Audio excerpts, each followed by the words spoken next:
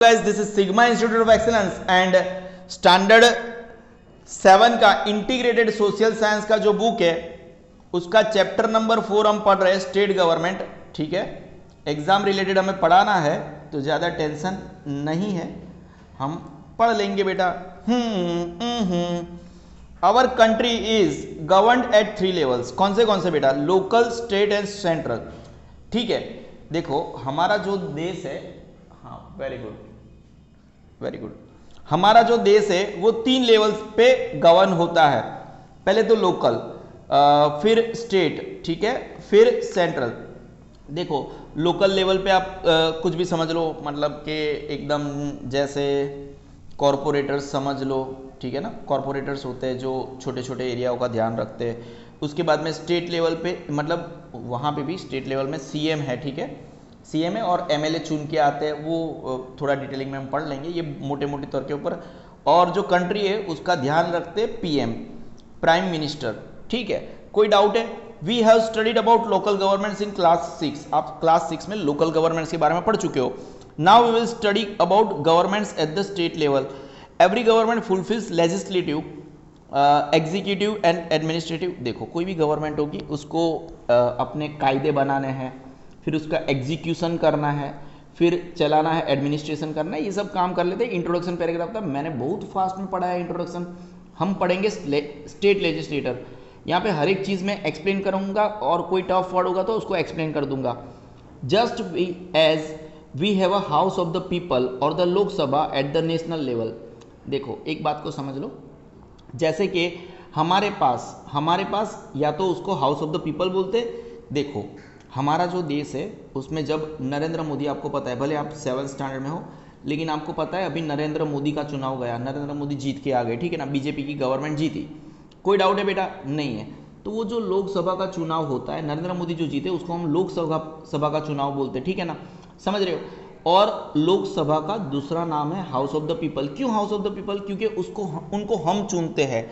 लोकसभा में जो चुनाव करके आते हैं, ठीक है ना, नेशनल लेवल पे चुनाव होते हैं। नेशनल मतलब पूरे देश चुनाव करेगा, ठीक है ना। जैसे ही स्टेट लेवल है, जैसे हम स्टेट लेजिस्लेशन की बात करते हैं तो स्टेट लेवल, जैसे राजस्थान में एक गवर्नमेंट है, गुजरात में एक गवर्नमेंट है, गुजरात में भी एक बीजेपी की गवर्नमेंट है और उनका एक सीएम है, चीफ मिनिस्टर है, ठीक है। तो नेशनल लेवल पे जैसे चुनाव होते हैं वैसे स्टेट लेवल पे भी चुनाव होते हैं। तो just as we have a house of the people और द लोकसभा एट द राष्ट्रीय लेवल, नेशनल लेवल, हर एक राज्य, every state has a legislative assembly. जैसे कि पूरे देश में नेशनल लेवल पे house of the people Lok Sabha है, वैसे ही किसी भी स्टेट में या तो लेजिस्लेटिव असेंबली होगी या तो विधानसभा होगी, दो में से कोई भी नाम बोल दो। कंस्टिट्यूटेड ऑफ मेंबर्स, जिनको हम मेंबर्स ऑफ लेजिस्लेटिव असेंबली बोलते हैं। मतलब क्या? कुल मिला के अगर आप बोलना चाहो, जैसे पार्लियामेंट का अगर मेंबर है तो उसको हम एमपी बोलते हैं, मेंबर ऑफ पार्लियामेंट बोलते हैं। वैसे ही जैसे ही स्टेट में कोई चुनाव हो रहे हैं, अगर गुजरात में चुनाव हो रहे हैं स्टेट लेवल के, तो वहां पे वो एमएलए चुन के आएगा। क्या चुन के आएगा? एमएलए, जिसको मैं बोलूंगा members of legislative assembly, members of legislative assembly. कोई डाउट है बेटा? नहीं है। कंस्टिट्यूटेड, बना of members elected by the people of that particular state. मतलब कि गुजरात का चुनाव है तो गुजरात के लोग ही उनको चुनेंगे, ठीक है ना। जैसे नरेंद्र मोदी का चुनाव था तो पूरा देश वोटिंग कर रहा था, ठीक है। मैं फिर से पढ़ रहा हूं, just as we have a house of the people और the Lok Sabha at the national level, हर एक राज्य, every state has a legislative assembly or Vidhan Sabha constituted of members. कैसे मेंबर्स से बना हुआ है? कंस्टिट्यूटेड मतलब बना हुआ, members elected by the people of that particular state, उसी स्टेट के लोगों के द्वारा बनाया गया। इन एडिशन, उससे भी ज्यादा, to the legislative assembly some states also have another house.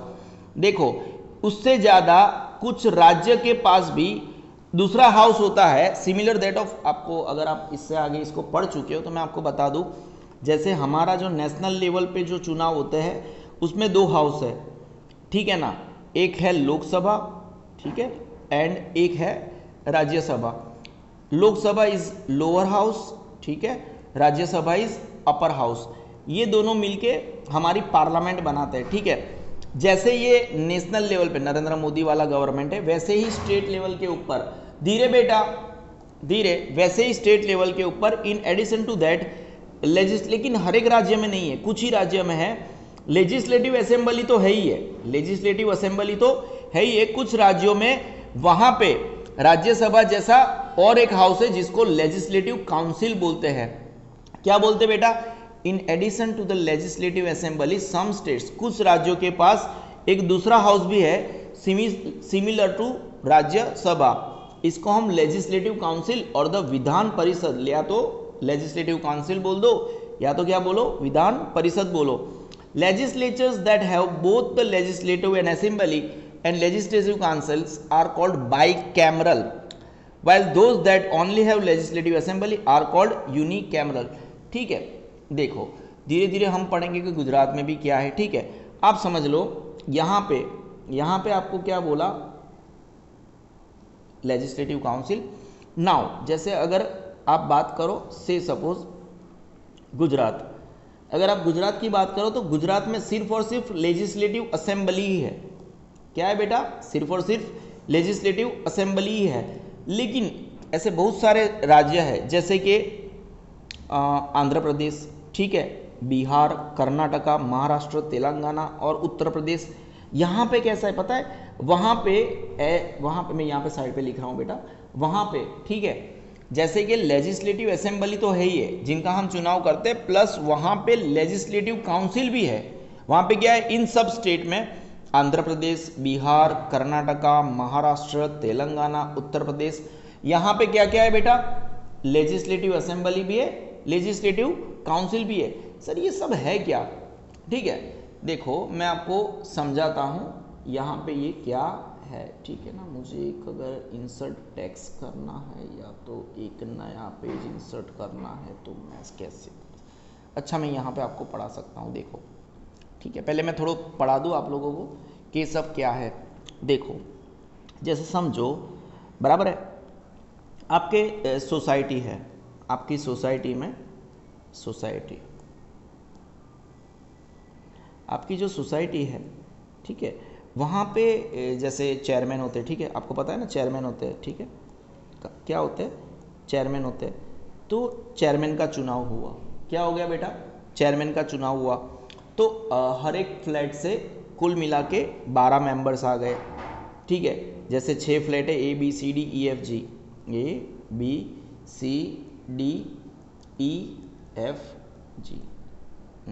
आपने 7 कर दिए सर, ठीक है ना। तो हम मेंबर्स भी थोड़े बढ़ा देंगे। ठीक है, पहले यहाँ से 2 मेंबर्स चुन के आए, यहाँ से आपको पता ही होगा, हर एक सोसाइटी में रहते होंगे तो आपको पता होगा कि एक फ्लैट में 25 लोग हैं, 25 में से 2-2 मेंबर्स ABCDEFG, तो टोटल मिला के 14 मेंबर्स आए। अब देखो ये वोटिंग करके हर एक घर में से एक ने वोटिंग किया होगा और ये चुन के आए हैं, तो ये लोग चले गए, मतलब एक लेजिस्लेटिव असेंबली में चले गए, ऐसा समझो। ये क्या है? लेजिस्लेटिव असेंबली में चले गए। अब ये जो चुने हुए लोग हैं, उन लोगों ने फ्लैट में से और एक एक मेंबर को चुना। अब ये वोटिंग कौन करेंगे? ये लोग करेंगे, जो लोग ज़्यादा इंटेलिजेंट है, पढ़े लिखे। अब सब कोई वोटिंग नहीं करेगा। जब ए फ्लैट में 25 घर थे, बी में भी 25 घर थे, सब में 25-25 घर है, तो ये 25 घर ने, हर एक घर ने वोटिंग करके 2-2 लोगों को चुना। ठीक है, 14 लोग आए। अब ये लोग क्या करेंगे? इनके ए फ्लैट में जो 2 लोग चुन के आए, उसके अलावा जो 23 घर है, तो 23 घर है, उनमें से एक बंदा जो ज़्यादा इंटेलिजेंट है, उनको एक दूसरे हाउस में डालेगा, जिसको हम लेजिस्लेटिव काउंसिल बोलेंगे। सब में से एक एक आएगा, तो यहाँ पे भी 7 लोग आएगा। आप समझे ये सब क्या चीज़ है? ठीक है, समझ रहे हो आप लोग मैं क्या पढ़ाना चाहता हूँ? समझ ही रहे होगे बेटा, इंटेलिजेंट हो बेटा, समझ रहे हो। तो देखो यहाँ पे ये बताना चाहते हैं, तो legislatures that have both the legislative assembly and legislative councils are called bicameral. Gujarat में ऐसा नहीं है, सिर्फ एक ही घर है। while those that have only the legislative assembly are called unicameral। तो गुजरात का क्या है बेटा? यूनिकैमरल है। Most states have unicameral legislatures along with Gujarat, लेकिन आंध्र प्रदेश, बिहार, कर्नाटका, महाराष्ट्र, तेलंगाना, उत्तर प्रदेश है ना, ठीक है। अब कम टू, ठीक है ना, कोई डाउट है? यहां पे क्या है बेटा? बाइकैमरल लेजिस्लेचर है, मतलब लेजिस्लेटिव काउंसिल भी है और लेजिस्लेटिव असेंबली भी है, कोई डाउट नहीं है। देखो जैसे मैंने बोला, इसके बारे में ऐसा लिखा है, और जैसे हमने यहाँ पे बोला था ना कि ऐसा ऐसा करके है, और देखो कोई भी लॉ जब यहाँ पे पसार होता है ना, मतलब कि ऐसा बोला कि सोसाइटी में अब सब कोई भी लॉ आ गया कि सोसाइटी में किसी भी घर में कोई भी कुत्ता अलाउड नहीं है, कोई कुत्ता नहीं पाल सकता, तो इन्होंने तो लॉ पास कर दिया। अब ये इंटेलिजेंट लोग मिले 1 2 3 4 5 6 और ये 7 लोग, ये 7 इंटेलिजेंट लोग मिले कि इन लोगों ने जो लॉ पसार किया है तो कि कुत्ता सोसाइटी में कोई नहीं रख सकता, क्या वो सही है कि नहीं है? तो ये लोग बोलेंगे ना, कुत्ता तो रख सकते हैं हम, तो फिर इन लोगों ने जो कायदा पसार किया है वो गलत हो गया। समझ रहे हो आप लोग? समझ रहे हो? ठीक है ना? कोई डाउट है बेटा आपको? कोई डाउट है बेटा आपको? देखो लेजिस्लेटिव काउंसिल क्या है? इंटेलिजेंट लोगों से बनी हुई होती है। कैसे बेटा? इंटेलिजेंट लोगों से। ठीक है, द लेजिस्लेटिव काउंसिल और the Vidhan Parishad is also called the, और अपर हाउस है बेटा क्योंकि वो लोग नीचे है। देखो वो ये लोग जो लोकसभा में होते हैं बेसिकली इतने इंटेलिजेंट नहीं होते हैं, लेकिन जो राज्यसभा में लोग होते हैं वो बेसिकली कुछ ज़्यादा इंटेलिजेंट होते हैं, उनके पास नॉलेज ज़्यादा होता है मेरे हिसाब से। ठीक है, तो इसको लोअर हाउस बोलते हैं लोकसभा को, और राज्यसभा को क्या बोलते हैं? Upper house. ऐसे ये नेशनल लेवल है। ठीक है, ये कैसा है बेटा? National level.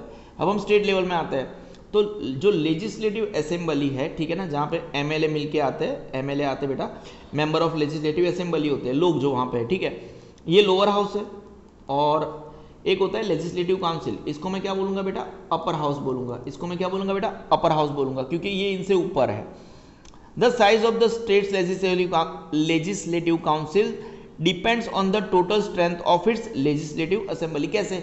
जैसे अभी मैंने आपकी सोसाइटी का एग्जांपल दिया, वहां पे 14 है, तो फिर यहाँ पे भी उसके हिसाब से आधे या समथिंग लाइक दैट होंगे, वो नंबर्स हम देख लेते हैं। ठीक है, जितनी लेजिस्लेटिव असेंबली की स्ट्रेंथ है उसके हिसाब से लेजिस्लेटिव काउंसिल होनी चाहिए according to the constitution.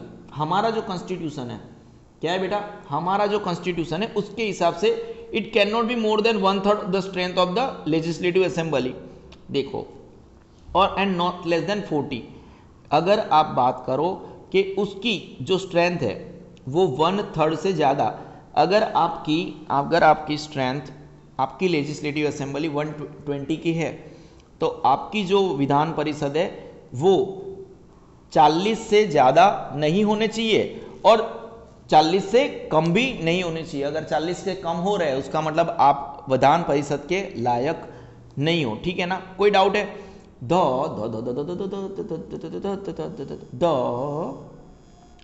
Composition however is not final. फिर भी ये सब चीजें फाइनल नहीं है, कोई थोड़ा बहुत ऊपर नीचे कर सकता है। The final composition is decided by the parliament. अगर कोई विधान परिषद रखना चाहता है तो उनको पहले पार्लियामेंट का कांटेक्ट करना पड़ेगा। किसका बेटा? पार्लियामेंट का कांटेक्ट करना पड़ेगा, मतलब नरेंद्र मोदी का कांटेक्ट करो अभी हाल के फिलहाल में। The legislative council is part nominated and part elected body. देखो यहाँ पे कैसा होता है, जैसे मैंने बोला ना कि वो लोग चुनाव करेंगे, तो वहां पे क्या होता है? पार्टली इलेक्शन होता है, पार्टली, जैसे हमने अभी एग्जाम्पल लिया था उसमें 7 लोग, तो इसमें कुछ लोगों का इलेक्शन होगा, कुछ लोगों को इलेक्शन के बिना, नॉमिनेट किए बिना डायरेक्टली ले लेंगे। ठीक है, बराबर है। Nearly 5/6 of the members of the legislative councils, MLCs, members of legislative councils, MLCs बोलते हैं, आर इलेक्टेड। मतलब क्या? 5/6। अगर आपकी स्ट्रेंथ है 60 की तो मल्टीप्लाई बाई 60 है, ये 60 है, 5 डिवाइड बाई 6, ये 10 हो गया, मतलब टोटल 50 लोग वहां पे इलेक्शन लड़के आएंगे और बाकी के 10 लोग हैं 1/6 वो नॉमिनेटेड होंगे। मतलब क्या नॉमिनेटेड? क्या देखो, जैसे अगर हमारे पास एक इसका एग्जांपल लो। ठीक है, हमारा जो पार्लियामेंट है उसकी जो राज्यसभा है, तो राज्यसभा में 240 मेंबर्स इलेक्टेड आ रहे हैं, तो 10 लोग नॉमिनेटेड भी आ रहे हैं। वो नॉमिनेटेड में कैसे लोग होंगे? विराट कोहली जैसे लोग होंगे, इनको चुनाव में नहीं खड़ा रहना पड़ता, नॉमिनेशन के, ये मतलब देश के महान लोग हैं, इनको नॉमिनेट कर दो, राज्यसभा भेज दो। आप समझ रहे हो बेटा? आप समझ रहे हो बेटा? ठीक है ना?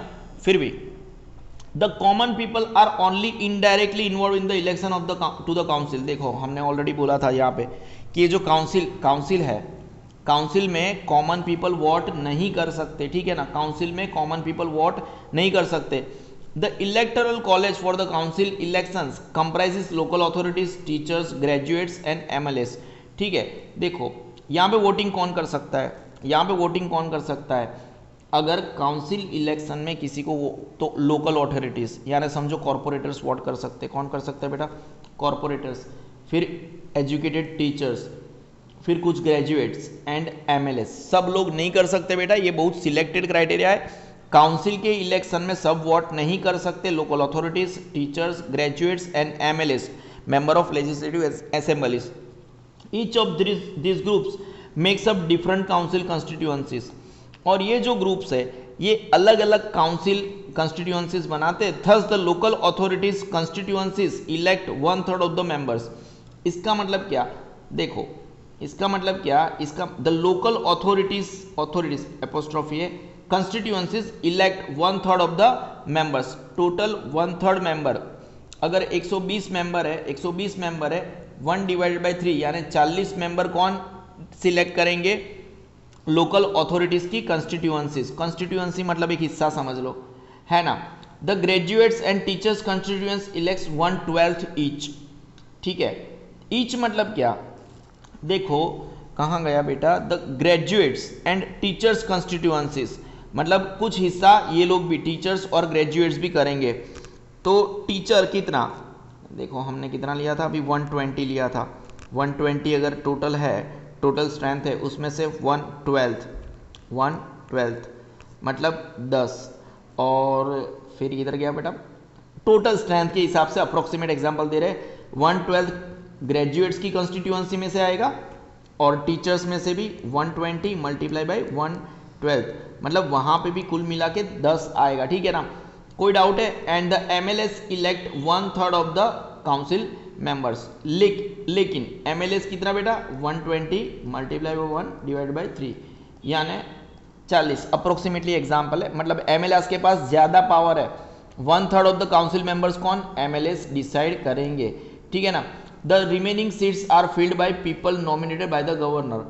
और बाकी की जो सीट्स होगी वो किसके द्वारा, गवर्नर के द्वारा फुलफिल की जाएगी, नॉमिनेशन के द्वारा। जस्ट मैंने बोला ना विराट कोहली, यूजुअली रिनॉन्ड, बोला ना नामचीन persons from various fields are nominated to the council. हमने क्या बोला था, क्या लिखा है, काउंसिल के अंदर कैसे कैसे लोग होंगे, अलग अलग फील्ड के फेमस लोग यहाँ पे होंगे।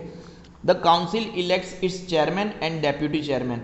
काउंसिल में क्या होगा बेटा, काउंसिल में क्या होगा, देखो स्टेट में ऑलरेडी एक चीफ मिनिस्टर है, बराबर है, एक होम मिनिस्टर है। तो ये काउंसिल में चीफ मिनिस्टर होम मिनिस्टर तो होंगे नहीं, तो उसको हमने क्या बोला, ये जो काउंसिल है उसको हमने क्या नाम बोला, काउंसिल अपना चेयरमैन और डेप्यूटी चेयरमैन बनाएगी फ्रॉम अमोंग्स इस मेंबर, उनके मेंबर्स में से ही बनाएगी। जैसे ये विधान सौदा है, ठीक है ना, उसको ही बोलते हैं बेटा विधान सौदा। The council is a permanent body. देखो जैसे अगर आप राज्यसभा के बारे में जानते हो, जो स्टेट नेशनल लेवल पे है, कहाँ पे बेटा, नेशनल लेवल पे है, तो राज्यसभा भी कभी डिसॉल्व नहीं होती। डिसॉल्व मतलब क्या, ऐसा नहीं होता कि वो भंग हो जाए। Sir what is the meaning of भंग, देखो पूरा चुनाव कभी नहीं होता। जैसे आप देखो लोकसभा की बात कर लो, देखो लोकसभा अपर हाउस नहीं है, लोकसभा लोअर हाउस है, राज्यसभा अपर हाउस है। वैसे ही लेजिस्लेटिव असेंबली वो भी एक लोअर हाउस है, वो क्या है, लोअर हाउस है। यहाँ पे देखो पूरा चुनाव होता है, कैसा होता है, पूरा चुनाव मतलब पुरानी गवर्नमेंट चली गई, पुरानी गवर्नमेंट खत्म हो गई और न्यू गवर्नमेंट के लिए पूरा चुनाव आएगा। कैसा आएगा, पूरा चुनाव।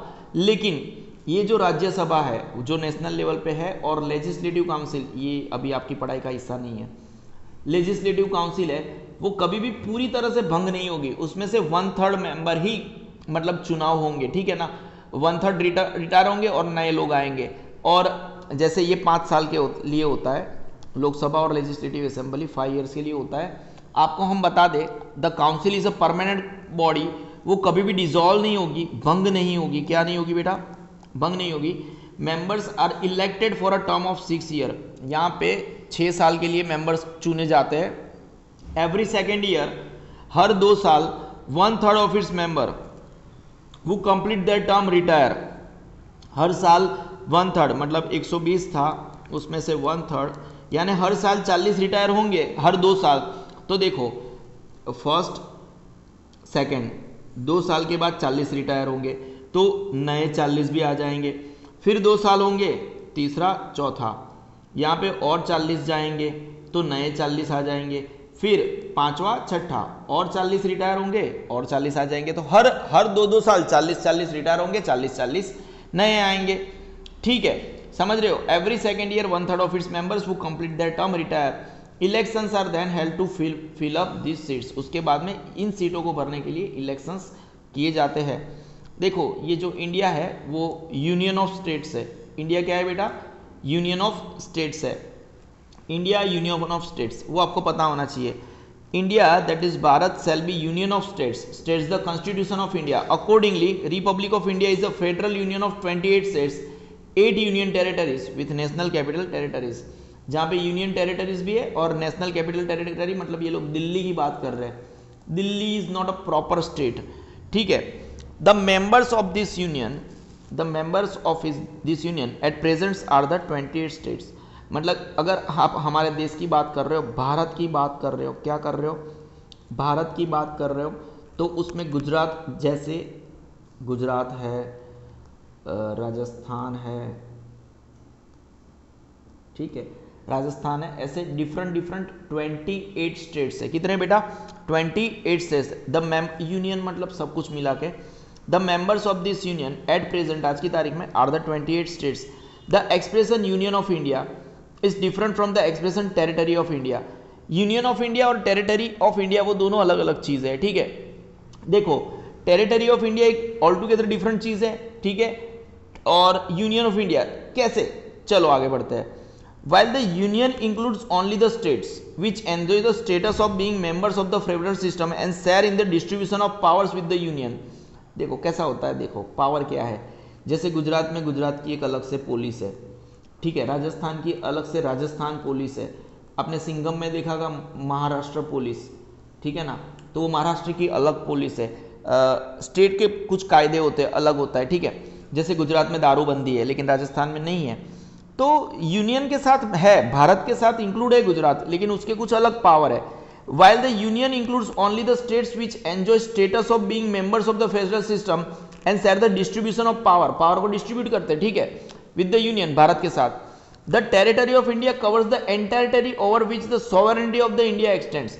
देखो टेरिटरी क्या है, जैसे आप अंडमान और निकोबार आइलैंड, ये भारत की टेरिटरी है, ये भारत की टेरिटरी है, ठीक है ना, वो एक टेरिटरी है, समझ रहे हो, इसीलिए उसको यूनियन टेरिटरी बोलते हैं। उसको अंडमान निकोबार एक स्टेट नहीं है, अंडमान निकोबार एक स्टेट नहीं है, उसको हम बोलते हैं कि ये यूनियन की एक टेरिटरी है। ठीक है, तो territory of India covers the entire territory over which the sovereignty of India extend. मतलब कुल मिला के हम ऐसा बोल सकते हैं, लेकिन उसको गवर्न कौन करता है? हमारा सेंट्रल गवर्नमेंट गवर्न करती है इसको, ये कोई स्टेट नहीं है। Thus, besides the states, there are two other classes of territories: union territories and newly acquired territories। अगर कोई ऐसी टेरिटरी है जिसको हमारे देश ने अभी ही अक्वायर किया है। Union territories are 18 numbers including the national capital territory, NCT. NCT का मतलब क्या है बेटा? National capital NCT of Delhi. कोई डाउट है बेटा? नहीं है, ठीक है। दे आर सेंट्रली, उसको चलाता कौन है? इनका एडमिनिस्ट्रेशन, इनका एडमिनिस्ट्रेशन हमारे देश नरेंद्र मोदी गवर्नमेंट करती है बेटा, नरेंद्र मोदी गवर्नमेंट करती है। वो कोई किसी एडमिनिस्ट्रेटर को लगा देती है, एडमिनिस्ट्रेटर मतलब कोई इंटेलिजेंट बंदा होता है, उसको वहाँ पे उसका एडमिनिस्ट्रेशन दे देते हैं कि भाई जा तू ये पोर्शन जाके चला। जैसे अंडमान निकोबार आइलैंड है, अंडमान एंड निकोबार आइलैंड है, वो भी एक एडमिनिस्ट्रेटर चला रहा है, ठीक है, समझ रहे हो? कोई डाउट है? नहीं है बेटा, ठीक है। That is they are govern by the president, और एक्चुअली ये सब प्रेसिडेंट के अंडर में आते हैं, थ्रू एन एडमिनिस्ट्रेटर और lieutenant government appointed by her और हिम। मतलब किसके द्वारा? प्रेसिडेंट के द्वारा कोई एडमिनिस्ट्रेटर मतलब किसी को भी चलाने, मुझे चलाने के लिए दे दिया, समझो तो मैं एक एडमिनिस्ट्रेटर हूँ, मुझे अंडमान और निकोबार आइलैंड चलाना है, या तो मेरे को लेफ्टिनेंट गवर्नर बोल दिया, ठीक है ना। कोई डाउट है? नहीं है बेटा, नहीं है। There are two exceptions in this category, they are as follows. यहाँ पे एक्सेप्शंस मतलब अपवाद, ठीक है, एक्सेप्शंस मतलब अपवाद, ठीक है। देखो व्हाट इज अपवाद? एक्सेप्शंस का एक एग्जांपल देता हूँ। जैसे कि आपके घर में आपके पापा ने एक रूल बनाया है कि कोई भी आइसक्रीम नहीं खाएगा, ठीक है ना, कोई भी आइसक्रीम नहीं खाएगा, ठीक है, पर मैं खा सकता हूँ, पर मैं खा सकता हूँ, ये तो गलत है, लेकिन ये अपवाद है। पापा ने बोला मुझे छोड़ के कोई आइसक्रीम, मतलब पापा खा सकते हैं, कोई डाउट है बेटा? नहीं है, इसको बोलते हैं एक्सेप्शंस।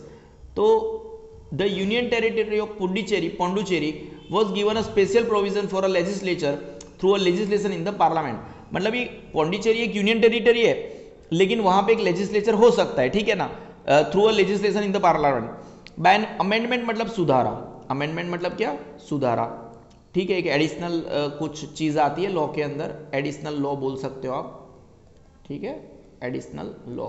देखो आप 7th स्टैंडर्ड के बच्चे हो, बहुत कुछ नहीं बोल सकता मैं, मतलब कितना बोलूंगा तो आपको कितना पता चलेगा, ठीक है, समझ रहे हो। 2 new articles were inserted in it providing for a legislature and a ministry of Delhi for Delhi which has been name as the NCT of national capital territory of Delhi, NCT of Delhi हम ऐसा बोलते हैं, ठीक है बेटा। any territory which may at any time be acquired by India through purchase, treaty or conquest will form a part of the territory of India। ये भी लिखा है, मतलब हम कोई टेरिटरी परचेज कर रहे हैं, हम कोई ट्रीटी कर रहे हैं, या तो कोई जीतते हैं, तो वो भी टेरिटरी ऑफ इंडिया ही कहलाया जाएगा। This will be administered by the government of India subject to the legislation of the parliament. कोई डाउट है बेटा? नहीं। हम मेन पोर्शन पे आ जाते हैं। To become a member a person needs to be a citizen of India. अगर आपको लेजिस्लेटिव काउंसिल का मेंबर बनना है तो आपको सिटीजन ऑफ इंडिया होना जरूरी है। एंड हैव हर और his name on the voter list of that particular state. जिस भी स्टेट में आप लेजिस्लेटिव काउंसिल में जाना चाहते हो, उनके वोटर लिस्ट में आपका नाम होना हद से ज़्यादा जरूरी है। सी और he should not be below 30 years of age. Legislative council में होने के लिए आपका कम से कम 30 साल का होना हद से ज़्यादा जरूरी है। एंड शुड बी मेंटली, आप पागल नहीं होने चाहिए। मेंटली साउंड मतलब आपका दिमाग ठीक है। एंड फाइनेंशियली नॉट बैंकरप्ट, मतलब कि आप ख़त्म नहीं हो गए हो, आपके किसी बैंक का कर्जा ऐसा नहीं है जो आप नहीं चुका सकते, ठीक है ना, आप बैंकरप्ट नहीं हो। बैंकरप्ट का मतलब क्या? आपके पास पैसे नहीं है और सभी बैंकें आपके पास पैसे लेने आ रही है और आपको पे करने के लिए पैसे नहीं है, ठीक है, आप बैंकरप्ट नहीं हो। Legislative assembly, every state has a legislative assembly also called the Vidhan Sabha. देखो हर एक राज्य के पास एक लेजिस्लेटिव असेंबली है और है, उसको दूसरा नाम है Vidhan Sabha. It is composed of representative, ये ऐसे रिप्रेजेंटेटिव्स है जिनको हम डायरेक्टली चुनाव में वोटिंग करते हैं, ठीक है ना, डायरेक्टली वोट करते हैं, हम ही लोग वोट करते हैं, ठीक है। Elected by the people from assembly constituency, मतलब कि कुल मिला के आपकी जो भी है, जहाँ पे जैसे अलग अलग कंस्टिट्यूएंसी होती है, ठीक है, जैसे बड़ौदा है तो उसमें एक अलग से होती है डांडिया बाजार कंस्टिट्यूएंसी, ठीक है, डांडिया बाजार कंस्टिट्यूएंसी, उसके अंदर उस एरिया में जितने भी लोग आते हैं उसको एक कंस्टिट्यूएंसी क्या होता है, जैसे हमारे देश में अलग अलग हिस्सों को छोटे छोटे हिस्सों में बांट दिया गया तो उसको फिर कंस्टिट्यूएंसी बोलते हैं। देश को, एक प्रदेश को छोटे छोटे हिस्सों में बांट दिया गया कि ये लोग यहाँ पे रहते हैं और फिर वो लोग इस पर्टिकुलर स्कूल में जाके वोट देंगे, समझ रहे हो। Assembly constituency within the state, this territorial constituency have been set up in such a way as to ensure proportional representation of the population in the assembly। ये जो constituency इसको ऐसे बांटा गया है कि अगर किसी पर्टिकुलर एरिया में 15 लाख लोग रहते हैं तो वहाँ से एटलीस्ट एक मेंबर जाएगा, तो उस एरिया को ऐसे सेट किया है कि इस एरिया में इतने लोग रहते हैं तो वहाँ से एक मेंबर, तो ये एक कंस्टिट्यूएंसी हो गया। क्या हो गया बेटा? एक हिस्सा हो गया, एक ये जमीन का ऐसा हिस्सा हो गया जहाँ पे इतने लोग रहते हैं, ठीक है। कोई डाउट है बेटा? States with large population will have proportionately larger assembly. देखो जैसे कि यूपी है तो यूपी में 406 मेंबर्स है उनकी असेंबली में, लेकिन गुजरात की बात करें तो गुजरात में सिर्फ 182 मेंबर्स ही है, क्योंकि यूपी भी पब्लिक ज़्यादा है तो वहाँ पे 406 मेंबर्स है, यहाँ पे पब्लिक थोड़ी कम है गुजरात में तो 182 मेंबर्स है, ठीक है। States with larger population will have proportionately larger assembly, thus the most populous state, Uttar Pradesh है 406 बोला था मैंने, यहाँ पे 404 लिखा है, 404 रखो, मेरी याद रखते, मैं थोड़ा ऊपर नीचे हो गया था। सबसे पॉपुलस स्टेट है हमारे देश में, सबसे ज़्यादा पब्लिक। वैसे मैं बता दूँ सबसे बड़ा स्टेट हमारा राजस्थान है, लैंड वाइज अगर हम किसी स्टेट की बात करें तो सबसे बड़ा स्टेट राजस्थान है, लेकिन पब्लिक के हिसाब से बात करें तो हमारा सबसे बड़ा प्रदेश है उत्तर प्रदेश, जहाँ पे सीट्स है 404, ठीक है। While the thinly populated state Sikkim has only 32 members है। सिक्किम की सभा में कितने मेंबर्स है? 32 मेंबर्स है। The constitution has set up an upper and lower limit for the number of seats in the legislative assembly. Constitution ने असेंबली में upper limit और लोअर लिमिट सेट करके रखी है। Accordingly can not be more than 500 और less than 60, लेकिन वो कभी भी 500 से ज़्यादा हो नहीं सकती और 60 से कम नहीं हो सकती। However there have been exceptions, कुछ अपवाद छोड़े गए हैं। Made in the case of Goa, Mizoram and Sikkim, their assemblies have less than 60 members. देखो ये एक छोटे से छोटे है तो उनके लिए थोड़े से एक्सेप्शंस रखे हैं। बाकी रूल कैसा है? किसी भी असेंबली में 60 से कम लोग रिप्रेजेंटेटिव्स नहीं होने चाहिए। नहीं होने चाहिए मतलब नहीं ही होने चाहिए। अर्लियर, पहले की अगर बात करें, in addition to the elected members the governor could nominate one member of the Anglo Indian community if she और he felt that the community was not adequately represented in the assembly. देखो हमारे देश में याद रखना कि हमारे देश में एंग्लो इंडियन कम्युनिटी है, मतलब जो अंग्रेज हमारे देश में आए थे, अंग्रेज मतलब एंग्लो, और इंडियन कम्युनिटी है, दोनों मिक्स। अगर उन्होंने यहाँ पे रह गए, शादी वादी करी है, ठीक है, तो वो यहाँ पे है, समझ रहे हो। तो इलेक्टेड मेंबर्स के अलावा गवर्नर को एक मेंबर नॉमिनेट करना था एंग्लो इंडियन कम्युनिटी से, अगर वो लोग चुनाव में नहीं जीतते तो। इफ सी और he felt that the community was not adequately represented, मतलब गवर्नर की बात कर रहे हैं। इन the assembly is led by speaker and deputy speaker. ये जो असेंबली है उनको चेयर में कौन बैठेगा, हेड कौन करेगा, बराबर है। जैसे आपकी स्कूल को हेड कौन करता है बेटा? प्रिंसिपल। आपकी स्कूल को हेड कौन करता है बेटा? प्रिंसिपल। तो ये जो असेंबली है, लेजिस्लेटिव असेंबली है, उसको हेड कौन करेगा? स्पीकर और डेप्यूटी स्पीकर। आपके स्कूल में कैसे प्रिंसिपल वाइस प्रिंसिपल होता है। और इनको चुनाव कौन करेगा? MLAs, member of legislative assemblies. The legislative assembly is elected for a term of 5 years। 5 साल के लिए चुनाव होते हैं इनके। Under certain circumstances however the governor can dissolve the house before the completion of terms. देखो कुछ सर्कमस्टांसिस ऐसे हो जाते हैं तो गवर्नर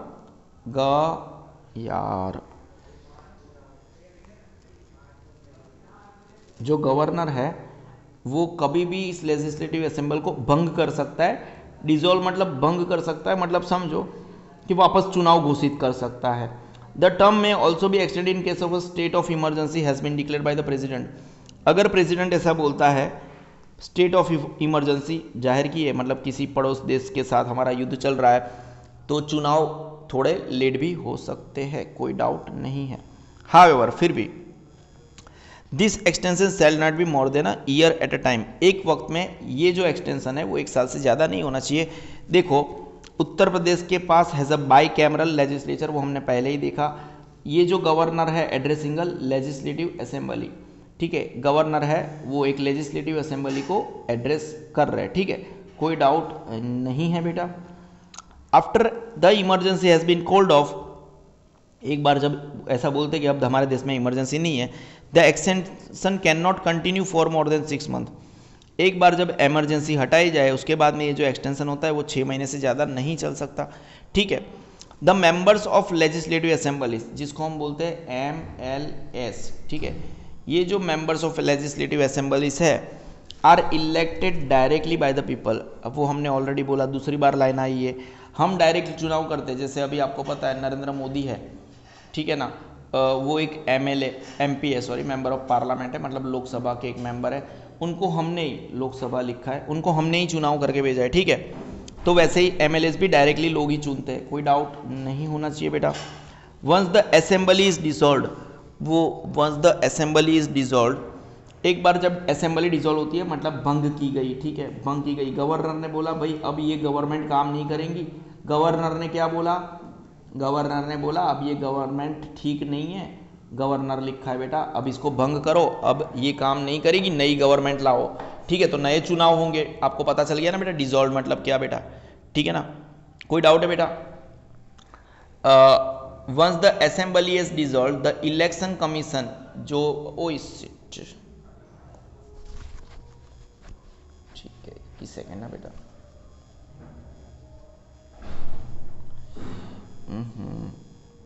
जो इलेक्शन कमीशन ऑफ इंडिया है, once the assembly is dissolved the election commission announces the programme for general election to the state assembly, ठीक है।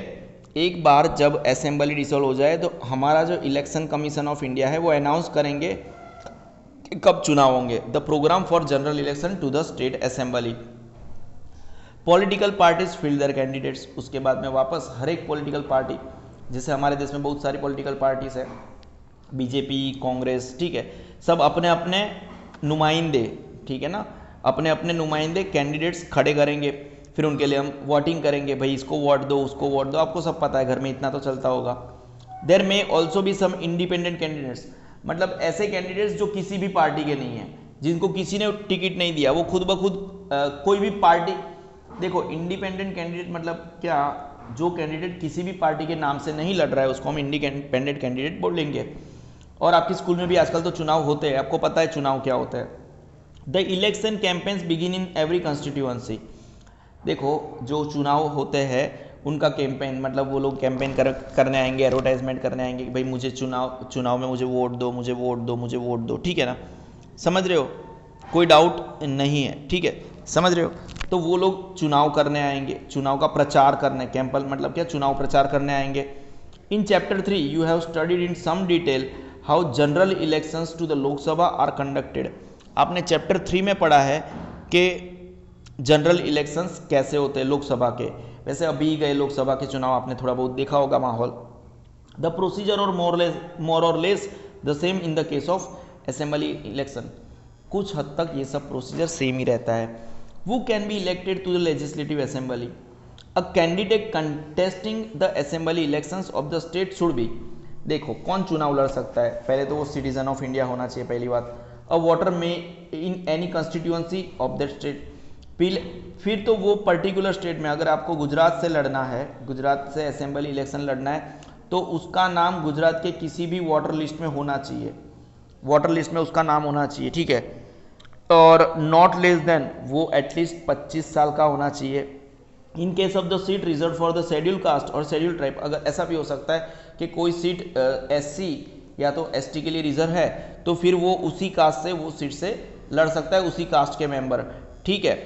From bill to act, from bill to act कि bill क्या होता है, ठीक है। और अगर आपको बिल के बारे में ज़्यादा जानना है, बिल टू एक्ट के बारे में ज़्यादा जानना है, तो मेरा एसएस का इंटीग्रेटेड सोशल साइंस का स्टैंडर्ड 8 का एक चैप्टर है, बराबर है, अभी लेटेस्ट में 5-10 दिन पहले अपलोड हुआ है, उसको देख लेना, ज़्यादा पता चलेगा। The process of making and passing laws is called legislation. Legislation, ये जो सबसे पहले हम कब से पढ़ रहे हैं, लेजिस्लेशन क्या है और ये लोग बैठते क्यों है, क्योंकि हमारे देश में जो देश चल रहा है वो कायदे से चलता है। कैसे चलता है, और ये जो कायदे होते हैं, लॉ होते हैं, ठीक है ना, रूल्स होते हैं, इनको बनाने का काम ही है साहब। तो process of making and passing laws is called legislation. हर एक देश को चलाने के लिए रूल्स चाहिए, कायदे चाहिए। The house where this takes place is known as legislature. और किसी भी स्टेट में ये काम जहाँ पे भी होता है, जिस भी घर में होता है, कैपिटल है, ठीक है ना, उसको हम लेजिस्लेचर बोलते हैं। Our representatives both at the centre and the state, ठीक है। अगर वो सेंटर में है, सेंटर में क्या होता है, वो सेंटर में होता है क्योंकि वहाँ पे पार्लियामेंट है, जहाँ पे नरेंद्र मोदी अभी प्राइम मिनिस्टर है। तो अगर स्पेलिंग या पार्लियामेंट, तो वो मेंबर ऑफ पार्लियामेंट है, उसको हम एमपी बोलेंगे। अगर स्टेट में है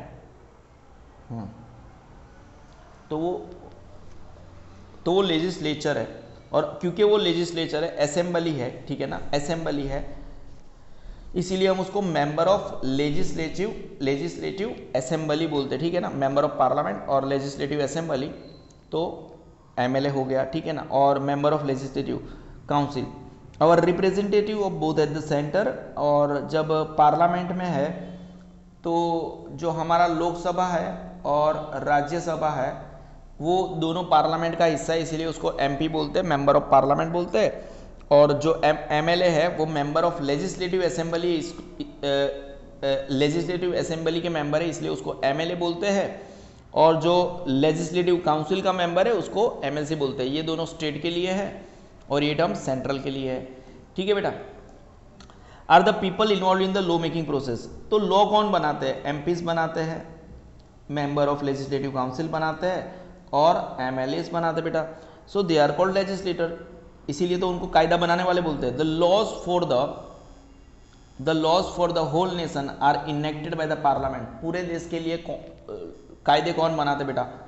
पूरे देश के लिए लोग कायदे कौन बनाएगा बेटा? Parliament. Similarly the laws applicable only in the particular state. अगर जैसे हमने बोला ना गुजरात में दारूबंदी है, तो वो कायदे कौन बनाएगा? Legislature of that state, legislative assembly. ये रहा लेजिस्लेटिव असेंबली वो स्टेट के। तो हमारे जो गुजरात में दारूबंदी है वो कायदा गुजरात की लेजिस्लेटिव असेंबली में पसार हुआ है। What are the steps involve in the process of making a law. Law बनाने का प्रोसेस क्या है?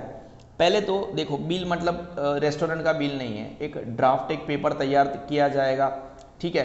ये पेपर तैयार किया जाएगा, ड्राफ्ट आप समझते हो ना, ड्राफ्ट। जैसे आपको पता है मेल का ड्राफ्ट है, फिर कभी कभी व्हाट्सएप में भी कोई मैसेज नहीं जाता है तो ड्राफ्ट बन के एक रेडी करके पड़ा रहता है। अभी तो यार व्हाट्सएप का ज़माना है तो ये वर्ड मुझे समझाने की ज़रूरत नहीं पड़ेगी। अ बिल और the draft of a proposed law, कि ये लॉ आने वाला है तो उसका एक हम डॉक्यूमेंट रेडी करेंगे and introduce in either the legislative assembly or in the legislative council of that particular state.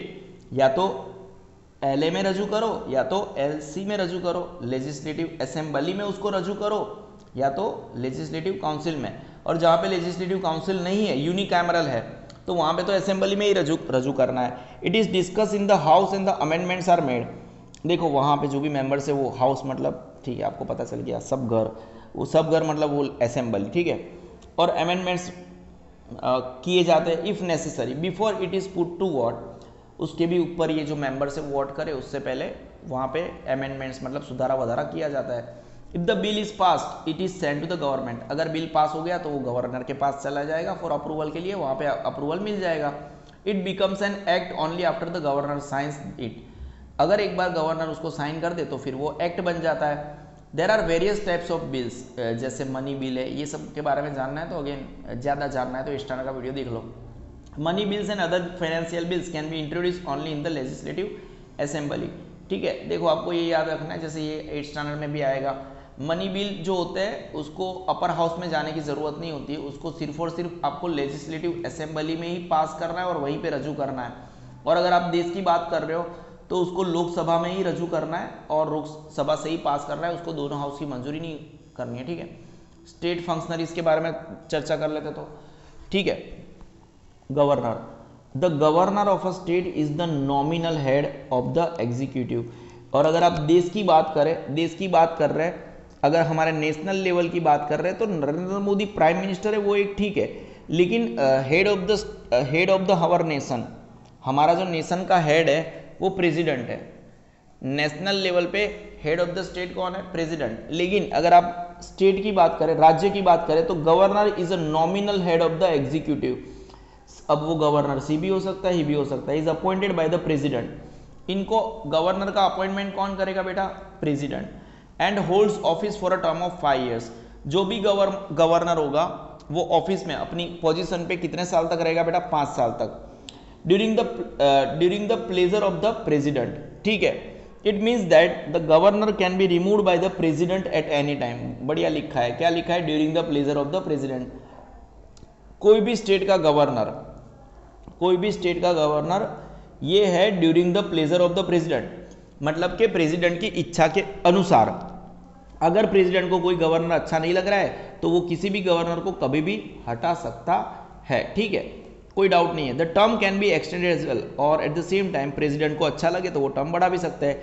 To be eligible for the post of governor, ठीक है। पहले ये तो यहाँ पे क्या लिखा है ये पढ़ लेते, उसके बाद में आगे पढ़ लेते। The election symbols are not used in elections to the legislative council.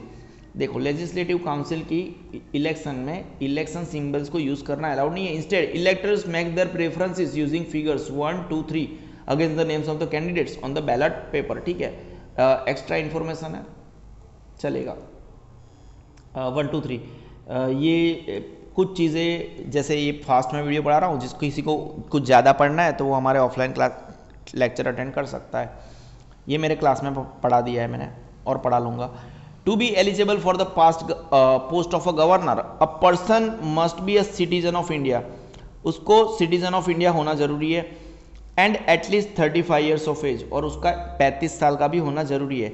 सी और he can not be a member of parliament और स्टेट लेजिस्लेचर और hold any salaried government post. देखो उसका एमपी होना भी जरूरी नहीं है, बिल्कुल भी जरूरी नहीं, वो एमपी नहीं होना चाहिए, मेंबर ऑफ पार्लियामेंट नहीं होना चाहिए, या तो स्टेट लेजिस्लेटिव का भी मेंबर नहीं होना चाहिए, ठीक है, या तो फिर किसी भी गवर्नमेंट जॉब भी उसकी नहीं होनी चाहिए, तभी जाके वो गवर्नर बन सकता है, ठीक है। यानी अगर वो है तो पहले ये सब पद छोड़े, उसके बाद में वो गवर्नर बने। The powers and functions of a governor are similar to those of the president, जैसे प्रेसिडेंट के पास पावर है वैसे ही उसके पास है, but at the state level, लेकिन वो पावर सिर्फ स्टेट लेवल तक है।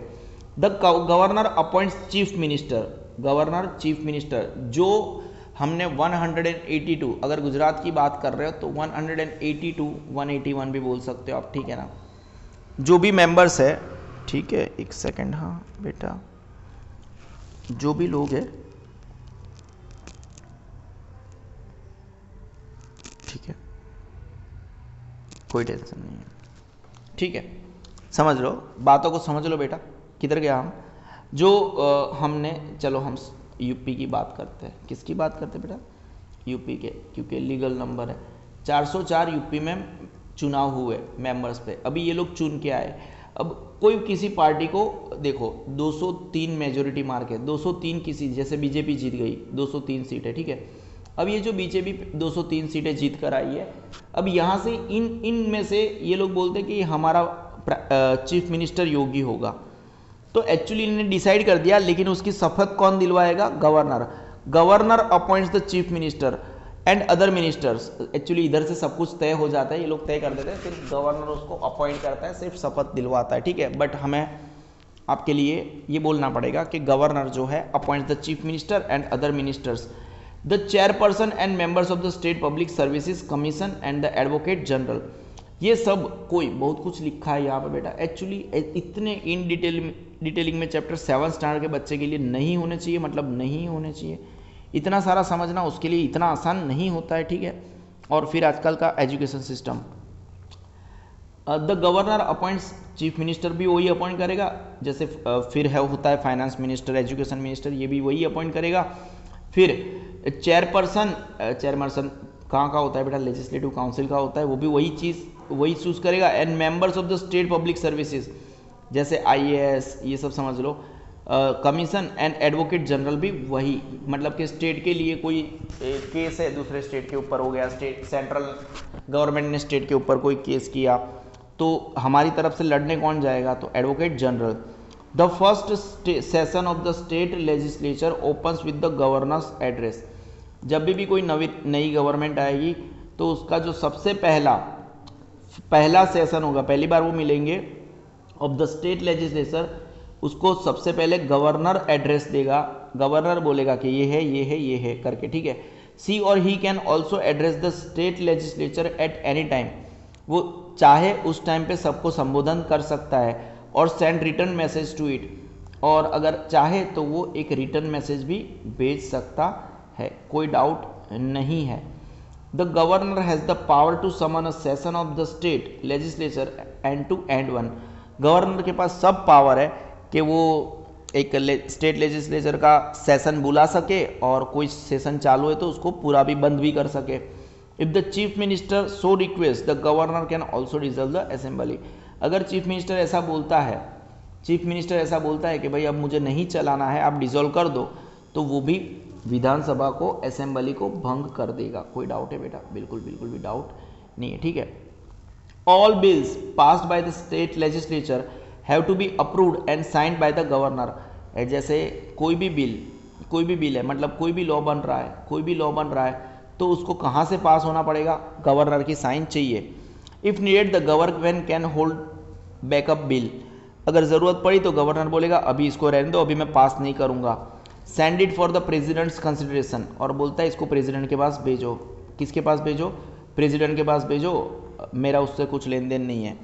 ऑन सर्टेन ओकेशंस, कुछ हद तक, when the state legislature is not in session the governor issues orders called ordinance, कभी कभी जब अगर सेशन चालू नहीं है, मतलब ये लोग मिलते हैं, आपको पता होगा अगर आपने देखा है कभी पार्लियामेंट को, असेंबली को टीवी पे आते हुए, अगर अर्जेंसी में कोई लॉ पास करना है तो अर्जेंसी में उनके मिले बिना अगर कोई लॉ पास होता है तो उसको हम ऑर्डिनेंस बोलते हैं। क्या बोलते हैं बेटा? ऑर्डिनेंस बोलते हैं। समझो व्हाट हुक्म, ऊपर से ऑर्डर आया है, क्या आया है? हुक्म समझ लो। ऑर्डिनेंसेस मतलब कुछ ऑर्डर्स आए हैं। This are valid until 6 weeks, और ये जो ऑर्डर्स होते हैं वो मैक्स टू मैक्स 6 वीक्स तक वैलिड होते हैं after the next session of the state legislature assembly. जब भी असेंबली मिलती है उसके बाद में 6 वीक्स तक ऐसे ऑर्डर चालू रह सकते हैं। क्यों? क्योंकि भाई आप मिले हो तो एक बार फिर से लॉ बना दो ना, ऐसा बोलना चाहते हैं। क्या बोलना चाहते हैं? देखो यहाँ पे हमें ना बहुत स्पीड में वीडियो बनाते हैं पर्टिकुलर चैप्टर का, तो यहाँ पे बहुत सारे एग्जाम्पल मैं दे भी नहीं पा रहा हूँ क्योंकि मुझे फटाफट वीडियो बताना है। आप कोई भी डाउट है ऑफलाइन बच्चे मुझे पर्सनली पूछ ले। द स्टेट लेजिस्लेचर में और मे नॉट अप्रूव इट, ऐसा भी हो सकता है कि ये जो ऑर्डिनेंसेस थे उसको स्टेट लेजिस्लेचर ने अप्रूव ना भी किया हो।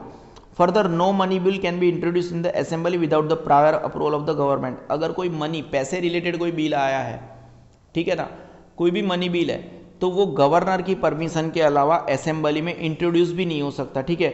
The governor also has the power to grant pardon, मतलब अगर आपके स्टेट में किसी पर्टिकुलर व्यक्ति को सजा हुई है तो पार्डन मतलब माफ़ करने, आप बोलते हैं ना पार्डन में, पार्डन मतलब किसी भी कैदी को किसी भी चीज़ में माफ़ करने का पावर किसके पास है? गवर्नर के पास।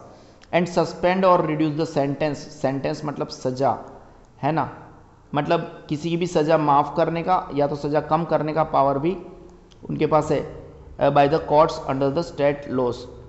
ये है doctor DY Patil taking oath as the 12th governor of Tripura के 12वें नंबर के गवर्नमेंट के तहत ओथ लेते हुए, शपथ लेते हुए उनका फोटो है। ठीक है।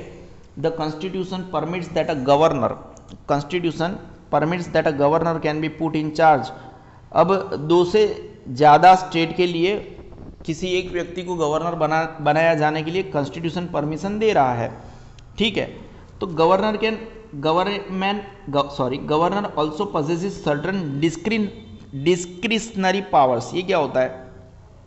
सी और he can make some decision without consulting council of minister. अरे बाप रे, किसी को पूछे बिना ही डिसीजन ले सकता है, क्या बात है। If the ruling government has lost confidence of the legislative assembly, मतलब क्या, जैसे यूपी में 404 मेंबर है और जो पावर में है, योगी जी पावर में थे, उनके नंबर्स 201 से कम हो जाए तो ये माइनॉरिटी गवर्नमेंट है और कॉन्फिडेंस उन्होंने गवा दिया है, मतलब वो हार गए हैं, आधे से ज़्यादा है तो जीते हुए है। If the ruling government has lost the confidence of the legislative assembly or the government machinery has broken down, the governor can recommend president's rule in the state, मतलब वो जो गवर्नर है वो खुद ही भगवान हो गया, वही अभी वो स्टेट चलाएगा। In such cases the governor runs the state administration on the instruction of the president, president के इच्छा के मुजब और इंस्ट्रक्शन के मुजब अब वो जो गवर्नर है वही वो स्टेट का भगवान हो गया। ठीक है। चीफ मिनिस्टर क्या है वो ऑलरेडी हम बता चुके हैं थोड़ा कि वो 404 में से वो क्या होता है, सिलेक्ट हो क्या आता है, all those things. The chief minister performs more, chief minister जो होता है वो ज़्यादा काम करता है और less the same functions in the state as those perform by the prime minister at the centre. Centre में जैसे प्राइम मिनिस्टर काम करता है वैसे ही स्टेट में चीफ मिनिस्टर काम करता है। After the general elections to the assembly the governor invites the leader of the party that has won a majority of seats in the house to form a government. मैंने बोला ना अभी थोड़ी देर पहले, क्या मैंने एग्जाम्पल नहीं दिया था कि यूपी में 404 सीट है, उसमें से जो भी 203 से ज़्यादा सीट जीतता है वो जीत गया, उसको गवर्नर इनवाइट करेगा, भाई आ जाओ। और वो लीडर कौन था बेटा? योगी जी। वो लीडर कौन था बेटा? बीजेपी का योगी जी था। कोई डाउट है बेटा? नहीं है कि भाई आके गवर्नमेंट बना दो। The other parties form the opposition, और दूसरी जो पार्टीज थी मिलके क्या बनाएगी बेटा? ऑपोजिशन, कि भाई हम सामने बैठेंगे, आप जो भी डिसीजन लोगे उनका विरोध करेंगे। If there is no clear majority a group of parties may come together to form a coalition government, मतलब कि टुकड़ा टुकड़ा गवर्नमेंट बनती है। किसी के पास भी 203 सीटें नहीं आई तो कुछ पार्टी के पास 40 सीट आई, कुछ के पास 50 आई, कुछ के पास 60 आई, प्लस प्लस प्लस आई, तो वो लोग मिलके एक मिली जुली कोएलिशन गवर्नमेंट, मतलब क्या? मिली जुली खिचड़ी सरकार बनाएंगे। The leader they choose is sworn in as the chief minister, और उन्होंने जो लीडर को चूज किया है वो चीफ मिनिस्टर बनेगा। After that the governor swears in council of minister, उसके बाद में स्वेयर्स मतलब शपथ दिलाना, शपथ होता है on the advice of the chief minister. The governor administers the oath of the office of the council of ministers before they enter the state legislature. शपथ दिलाने की बात मैं शायद इसी लेक्चर में एक बार और पहले ही कर चुका हूं। The chief minister is the real head of the state, राज्य का रियल हेड कौन है बेटा? Chief minister.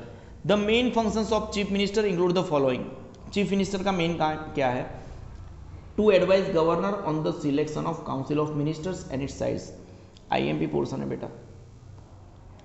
गवर्नर को एडवाइस देना on the selection of council of minister, मतलब उनकी काउंसिल ऑफ मिनिस्टर में कौन कौन लोग हो गए, जैसे एक चीफ मिनिस्टर है वो खुद हो गया, उसके बाद में एक फाइनेंस मिनिस्टर होता है, उसके बाद में एक एजुकेशन मिनिस्टर होता है, ठीक है ना, माइनॉरिटी अफेयर्स मिनिस्टर होता है, ठीक है ना, माइनॉरिटी मतलब बहुत सारे मिनिस्टर होते हैं, मंत्री समझ लो, मंत्री जो लोग राज्य को संभालेंगे, यानी वो काउंसिल ऑफ मिनिस्टर में, ग्रुप ऑफ मिनिस्टर्स में और कितने मंत्री होंगे। To preside over the cabinet meetings, मतलब कैबिनेट मीटिंग्स को प्रिसाइड करना।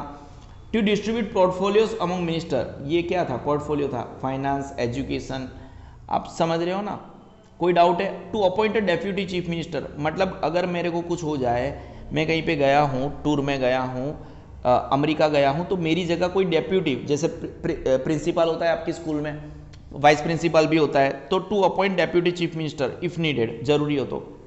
To retain charge of some portfolio, वो खुद बोल सकते हैं कि मैं चीफ मिनिस्टर हूँ, मैं होम मिनिस्ट्री में खुद रखूंगा, हो सकता है।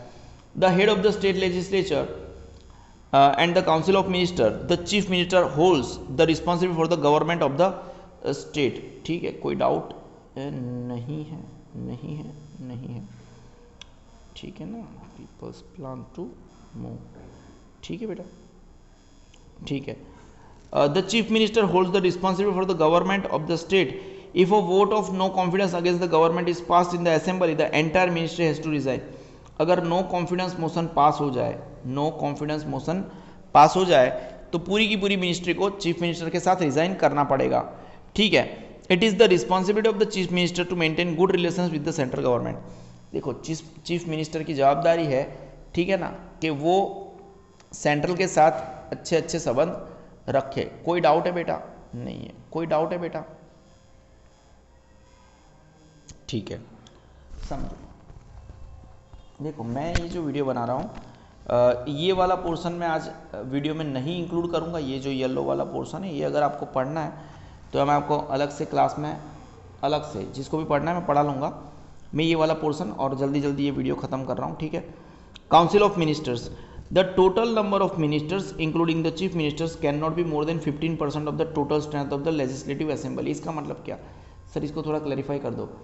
जैसे कि यूपी में 404 है, यूपी में कितने हैं? 404, तो इसका 15%, परसेंट कितने पे होते हैं? 100 पे होते हैं बेटा, बराबर बेटा। तो इसका 15% कितना होगा? कुल मिला के अप्रोक्सीमेटली 60 होगा। हम पॉइंट को अवॉइड करके 15 4 जा 60 कर लेते हैं। कोई डाउट है बेटा? नहीं है। वैसे 61 हो सकता है बट अभी साइड पे जाने दो, इतना टेंशन लेने की ज़रूरत नहीं है। तो कोई भी चीफ मिनिस्टर है और उनकी council of number of minister है, वो किसी भी स्टेट की टोटल कैपेसिटी के 15% से ज़्यादा नहीं होने चाहिए, ठीक है।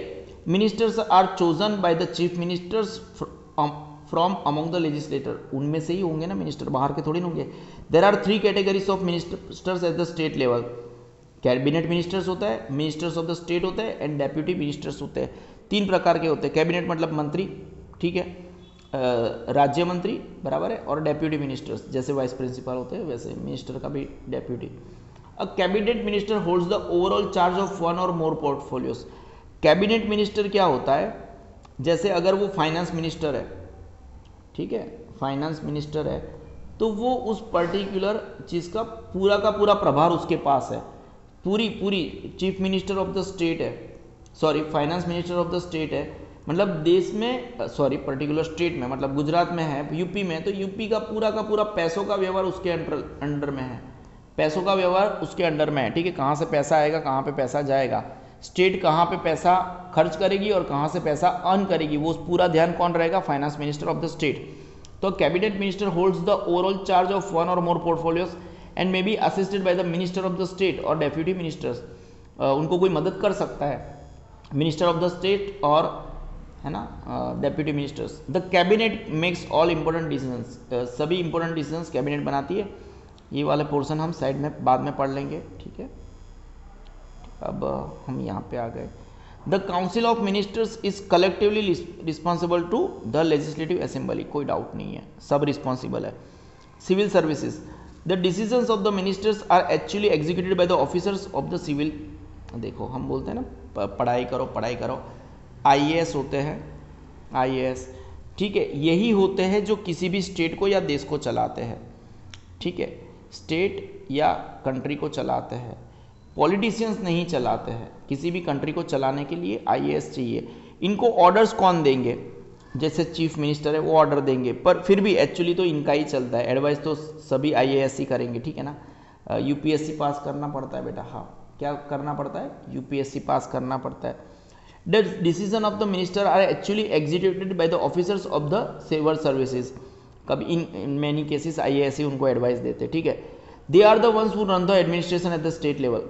एक्चुअली राज्य कौन चलाता है, आपको क्या लिखता है, ये जो पॉलिटिशियंस है वो थोड़ी ना स्टेट चलाते हैं, आईएएस ऑफिसर्स चलाते हैं, पढ़े लिखे लोग। In the same way as it is at the centre, some officers of the Indian administrative services IAS and Indian police services are appointed at the state level. देखो जैसे कि मैंने बोला आईएएस या तो आईपीएस, आईएएस यानी उनका काम है एडमिनिस्ट्रेशन करना, और आईपीएस मतलब आपको पता है ना पुलिस, तो वही स्टेट लेवल पे अपॉइंट किए जाते हैं। The state's public service commission PSC also selects a certain number of officials, कुछ लोग पीएससी भी डिसाइड करती है, ठीक है। The chief secretary heads the civil services in the state, जैसे चीफ मिनिस्टर है वैसे चीफ सेक्रेटरी होता है, वही मेन होता है, पूरा स्टेट उसके अंडर में ही होता है, ऐसा समझो। कुछ भी स्टेट में ऊपर नीचे हो जाए तो चीफ सेक्रेटरी की हालत टाइट हो जाती है। Secretaries in charge of various departments work under her और हिम, अलग अलग डिपार्टमेंट के जो सेक्रेटरी होते हैं वो चीफ सेक्रेटरी के अंडर में आते हैं। Deputy secretaries under secretaries, directors and deputy directors assist them, उनको मदद करते हैं। The state is divided into administrative units called division which are looked after by divisional commissioner. आपको पता है कि अहमदाबाद का कमिश्नर, ये कमिश्नर, अलग अलग कमिश्नर, उनके अंडर में डिविजनल हेड के अंदर में आ जाता है। This in turn are divided into district, फिर जिले में, और उनके एडमिनिस्ट्रेशन होता है डिस्ट्रिक्ट मैजिस्ट्रेट, उनका एडमिनिस्ट्रेशन करते हैं, ठीक है। कोई डाउट है बेटा, नहीं होना चाहिए। एडवोकेट जनरल, जो पहले एक वर्ड आ गया, पहले आपको पढ़ाया एडवोकेट जनरल क्या है, फिर उसको डिटेल में पढ़ाया। Each state has an official called Advocate General who gives advice to the executive on legal matters। मैंने बोला ना देश के अरे वो पर्टिकुलर स्टेट, जैसे यूपी में कोई केस हो गया तो उसके लिए लड़ेगा कौन, एडवोकेट जनरल, और ये उनको एडवाइस भी देगा ये सही है ये गलत है। And performs other legal functions assigned by the governor, she और he is appointed by the governor and holds office during the pleasure of the, मतलब ये जो एडवोकेट जनरल है वो during the pleasure of the governor, मतलब जब तक governor खुश है तब तक वो है। Only a person qualified to be high court जज इज, अगर कोई हाई कोर्ट जज के लिए पोस्ट के लिए क्वालिफाई है वही एडवोकेट जनरल बन सकता है। The advocate general can take part in the proceedings of the state legislature but doesn't have the right to vote, वो वोट नहीं कर सकता। It is necessary for the smooth working of this bodies that all citizens corporate in the administration process, corporate लिखा है, ठीक है ना, सब साथ सहकार दे, वो जरूरी है, ठीक है ना। देखो अगर मैं चाहूँ तो मैं इसको एक बार रीड कर लेता हूँ, उसके बाद में, ठीक है, कुछ मैं इसको पढ़ा ही देता हूँ, ठीक है ना, समझ रहे हो ना आप लोग। जैसे ये वाला पोर्शन है, how democracy work through the state government, what role does the state government play in building a democratic society within the state.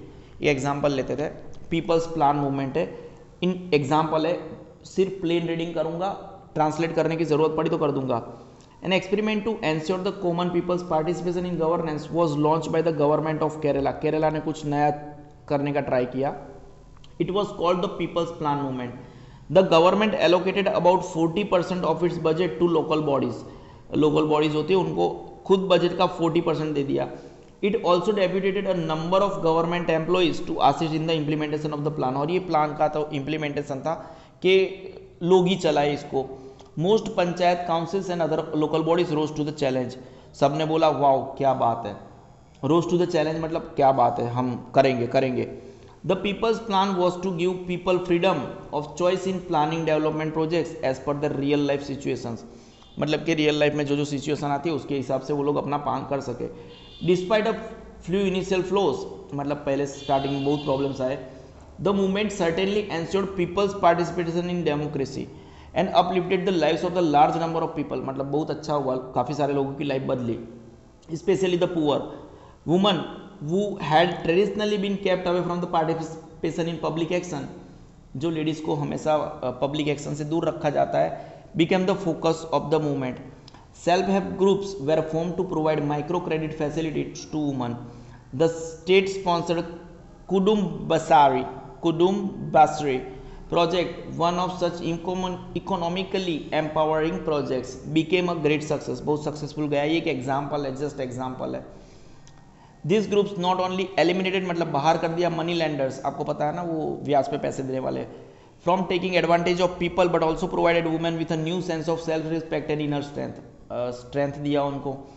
Soon the bank deposits of this self help groups exceeded hundreds of crores of rupees, क्या बात है, उनके पैसे बढ़ गए। The ongoing movement has established vigilance committees and family empowerment forums at each and every local self government level. The movement continues to mobilise woman, ladies के लिए अच्छा रहा, फार्मर्स के लिए अच्छा रहा, ऑर्डिनरी वर्कर्स के लिए अच्छा रहा। For example the state's food grain production had been declining over the years, देखो जो पर्टिकुलर स्टेट था उसका ग्रेन प्रोडक्शन था वो कम होते जा रहा था। The state government stepped in to help out farmers by offering an assured price of 8.50 per kilo of for rice, कि भाई आपको राइस के लिए इतना तो मिलेगा ही मिलेगा। In a year's time, the state's paddy production went up by 30%. Inspired by this success, the government has lately decided to dedicate 40% of the plan funds to agriculture and other productive sectors. मतलब अच्छा काम हुआ। This democratic experiment was so successful that the succeeding governments chose to continue with it, although under the new name Kerala Development Plan, नाम बदल दिया गया। What role did the state government play in the success of People's Plan movement? How did the distribution of resources to the local communities help the? This is sigma institute of excellence, बहुत speed में बढ़ाया है, ठीक है ना, कोई doubt है तो मुझे मिलते रहना।